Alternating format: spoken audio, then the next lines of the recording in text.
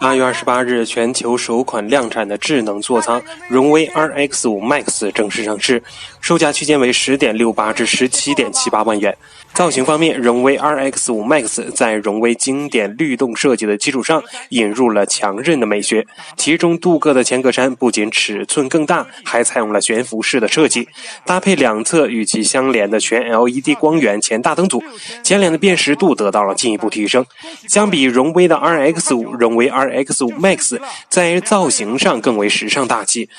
车身侧面，荣威 RX5 Max 采用了双腰线的设计，同样采用了全 LED 光源的尾灯组，夜晚点亮以后拥有不错的辨识度。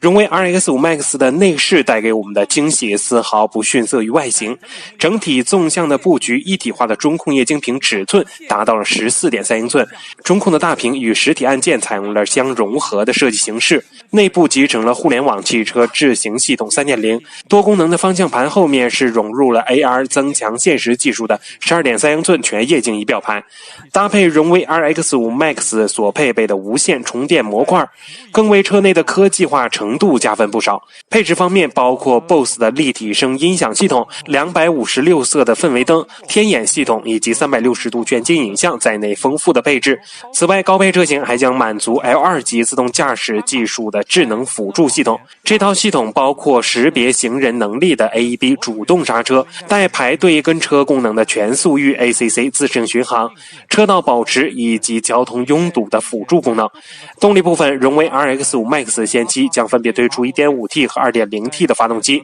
紧凑型的 SUV 市场竞争力一直非常激烈，因此众多的厂商也不约而同地关注这一领域。荣威 RX5 Max 就是通过定义智能座舱带来最大的卖点，像人脸识别还有车信功能也确实带来了技术上的亮点，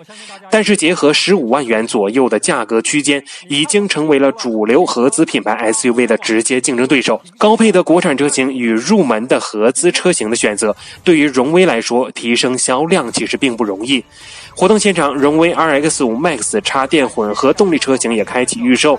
预售价格区间为21至24万元，新车将于10月的中下旬上市并且交付。